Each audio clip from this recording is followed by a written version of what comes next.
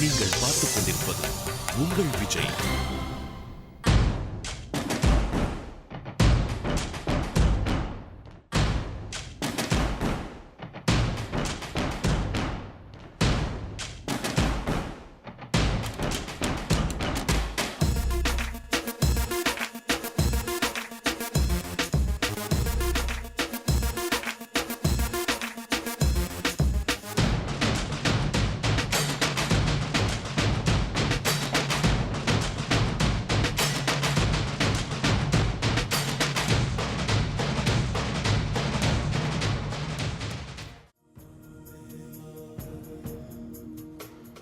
ரவீந்திரநாத் தாகூர் அவர்கள் ஜனகணமன பாடலை எழுதி 100 ஆண்டு ஆகிறது. அந்த நூற்றாண்டை கொண்டாடுகின்ற நிகழ்வாக இந்த ஆண்டை நடத்தி கொண்டிருக்கின்றோம். இன்னொன்றையும் நாம் அதில் சேர்த்துக் கொள்ளலாம்.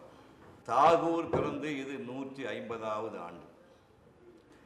1861 தாகூர் அவர்கள் பிறந்தார்கள்.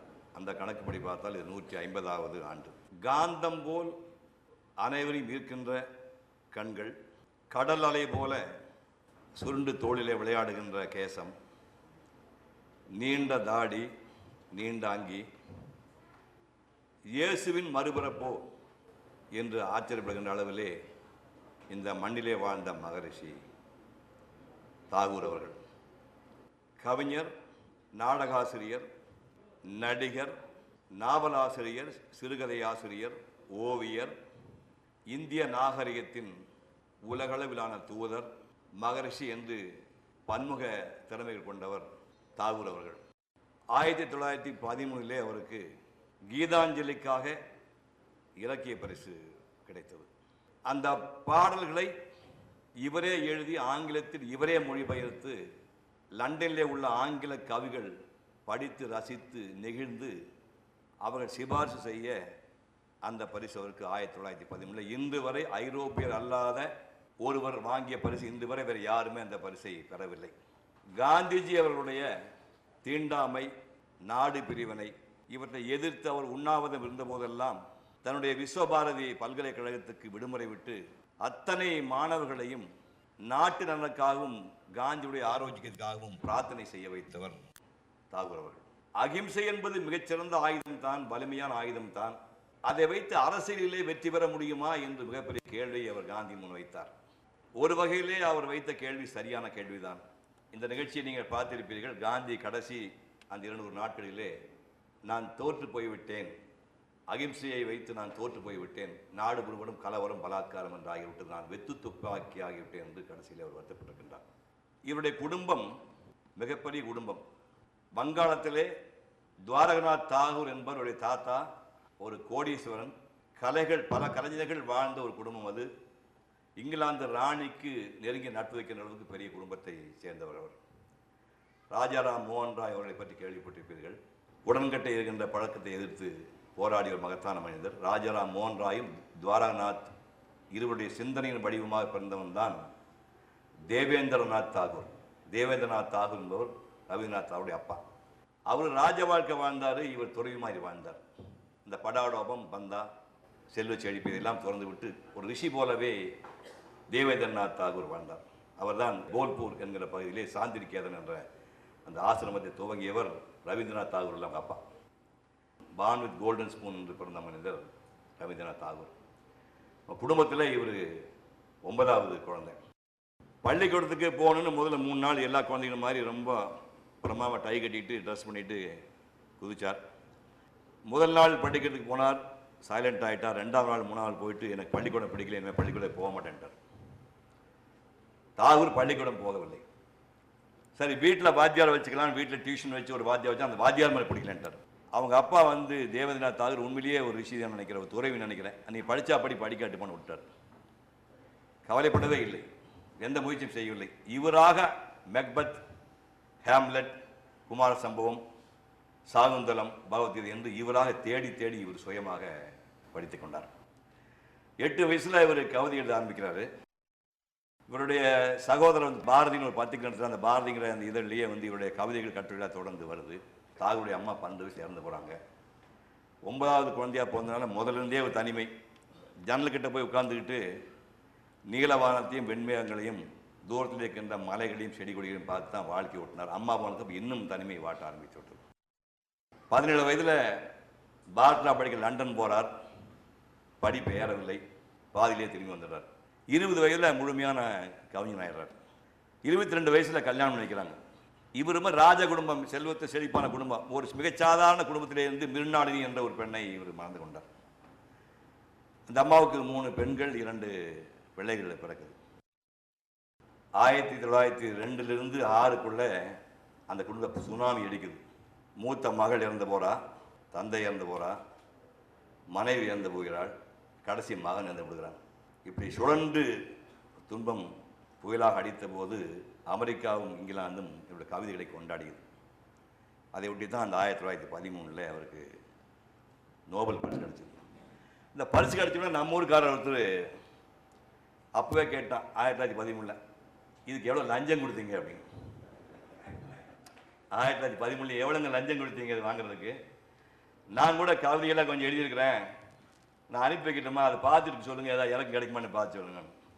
இன்னொரு மனிதன் நிறைய பணம் கொடுத்துருப்பான்னு நினைக்கிறேன், வெளிநாட்டு போனால் எனக்கு கொஞ்சம் கடன் கொடுக்குறீங்களான்னு கேட்டிருக்கேன். இப்படிலாம் வாழ்க்கை ஒழுகிறது. ஒரு கட்டங்களில் தலைமை இருக்கிறார் வங்காளத்தில். அப்புறம் 3 மாதம் ஆனால் அது வெறுப்படிச்சு போகுது. உடனே குழந்தையை கூட்டிகிட்டு மனைவி கூட்டிகிட்டு பழையபடி சாந்திரிக்கணும் போய் செட்டில் ஆகிடுறாரு. 3-6 மாதத்துக்கு எங்கேயும் யாரும் பார்க்காதீங்க சொல்கிறார். ஒரு 6 மாதம் கட்டு ஒரு இயக்கத்தில் தலைமை இருக்கிறாரு, போராடுறாரு. அந்த சுதந்திர வேள்வி பொங்கிய காலகட்டத்திலே வந்தே மாதரமும் ஜனகன மனம் நாடு புறம் கொண்டாடப்பட்ட போது இவர் வங்காள தலைவர் இருக்கிறாரு. இப்படி வாழ்ந்தாலும் அந்த மனிதன் மகாத்மாவுக்கு அடுத்த நிலையிலே இந்திய மக்களால் கொண்டாடப்பட்ட ஒரு மகத்தான மனிதன். அந்த மகத்தான மனிதனுடைய 150வது ஆண்டை நாம் கொண்டாடுகின்றோம். இந்திய திருநாட்டுடைய குடியரசுத் தலைவராக இருந்த திரு அப்துல் கலாம் அவர்களிடம் தாங்கள் பேட்டி எடுத்த போது உங்களது உணர்வு எப்படி இருந்தது? மனநிலை எவ்வாறு இருந்தது? அப்துல் கலாம் அவர்கள் உலகம் கொண்டாடிய ஒரு மாபெரும் விஞ்ஞானி. அதை பற்றி நம்ம திரும்பி சொல்ல வேண்டிய அவசியம் இல்லை. நான் அவர் எந்த அடிப்படையில் பார்த்தேன் என்றால், முதல்ல அவர் தமிழர், நம்ம தமிழ்நாட்டுக்காரர், நம்ம மாதிரி ஒரு ஏழை குடும்பத்தில் பிறந்தவர். பெருங்குடும்பம் 8-9 பேர் அங்கத்தினர்கள், எல்லாருக்கும் இருந்ததெல்லாம் போட்டுட்டு அம்மா பழையபடி சட்டையை கழுவி குடிக்கிற மாதிரி ஒரு தாயார் ஆயிஷான், ஒரு மகத்தான பெண்மணி. கூட்டு குடும்பம், இன்னும் கூட்டு குடும்பம். தாத்தா கொள்ளு தாத்தா, பேரன் கொள்ளு பேரன், எள்ளு பேரன், தங்க பேரன் குழந்தைய 5வது தலைமுறை. அவர் அப்துல் கலாம் அவர்கள் பேட்டியில் சொல்லும்போது தங்க பேரன் ஒரு குழந்தை 5வது தலைமுறை குழந்தையும் இப்போ எங்கள் வீட்டில் எல்லாம் ஒன்றா தான் சமைச்சு சாப்பிட்றோம். கற்பனையே பண்ண முடியாது. கூட்டு குடும்பத்துடைய எம்பாடிமெண்ட்டாக அந்த மனிதர் வாழ்ந்து கொண்டு இருந்தார். அதுக்கப்புறம் நம்ம ஊரில் எப்படின்னா, ஒரு பையன் படிக்க போகிறான், அவங்க சிரமமாக இருக்குன்னா வீட்டில் கூட அக்கா காரியம் மச்சாங்காரன்னு மச்சனை படிக்கட்டுன்னு சொல்லி நகநட்டை வச்சு கொடுப்பாங்க. அதே மாதிரி இவருடைய சகோதரி கலாம் அவருடைய சகோதரி நெக்லஸையும் வளையலையும் வச்சு தான் திருச்சியில் காலேஜ் ஃபீஸ் கட்டினாங்க. இவர் ஹாஸ்டலில் தங்கி, சென்ட் ஜோசப் காலேஜ் ஹாஸ்டலில் தங்கி படிக்கிறார். ஹாஸ்டலில் மாதம் பூரா அசைவம் சாப்பிடுவதற்கு 18 ரூபா. இந்த குறைக்கிறதுக்கு வழி இருக்கான்னு கேட்குறாரு. வழி இருக்குன்னா என்ன அப்படின்னா, சைவம் சாப்பிட்டாலும் 14 ரூபா அப்படின்னாங்க. நான் சைவத்துக்கே போயிடுவேன் என்று ஒரு 4 ரூபாயை மிச்சப்படுத்துறதுக்காக சைவம் சாப்பிட ஆரம்பித்து இப்போ அவர் 80 வருஷம் முடிய போகுது. அக்டோபர் வந்தால் 80 முடிய போகுது. 80 வருடத்துக்கு இன்னும் சைவம் சாப்பிட்டு கொண்டிருக்கிற ஒரு மனிதர். பேர் தான் அப்துல் கலாம். இந்த துறவி சைவத்தை இன்னும் சாப்பிட்டு கொண்டிருக்கின்ற ஒரு மகத்தான மனிதர். ஜனாதிபதியாக இருக்கும்போது கிராம பொங்கலில் போகிறாரு. நாமக்கல் டவுன், நான் இன்னும் ரிமோட் வில்லேஜுக்கு போகிறாரு. குளிக்கிறதுக்கு தண்ணி வசதி இல்லாத பரட்டத்தலையோடு இருக்கிற ஒரு கிராமத்துக்கு இவர் போகிறாரு. ஒரு சின்ன ஓட்டை உடசில் உள்ள ஒரு பள்ளிக்கூடம், பாதி குழந்தைங்க மரத்தடியில் படிக்குது.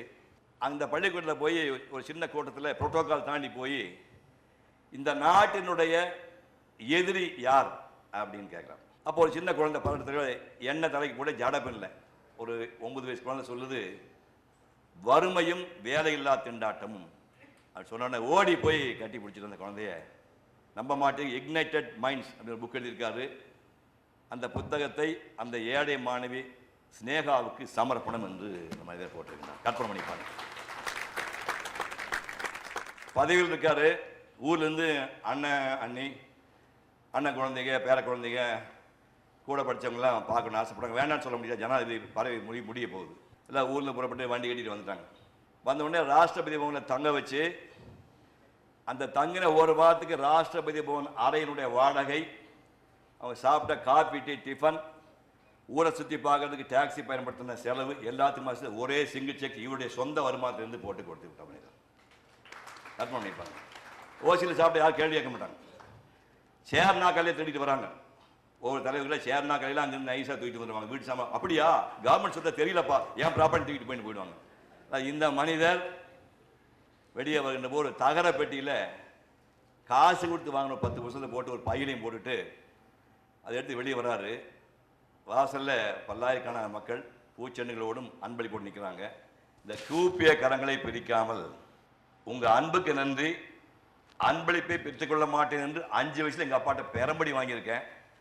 சாகு வரை இந்த சத்தியத்தை காப்பாற்றணும், நன்றி என்று போன ஒரு மகத்தான மனிதர். கண்ணதாசன் சொல்றான், உண்மையை சொல்லி நன்மை செய்தால் உலகம் முன்னிடம் மயங்கும், நிலை உயரும் போது பணிவு கொண்டால் உயிர்கள் முன்னே வணங்கும் என்றார். அப்படி வாழ்ந்த மகத்தான மனிதன், வாழ்ந்து கொண்டிருக்கிற மகத்தான மனிதன் அப்துல் கலாம் அவர்கள்.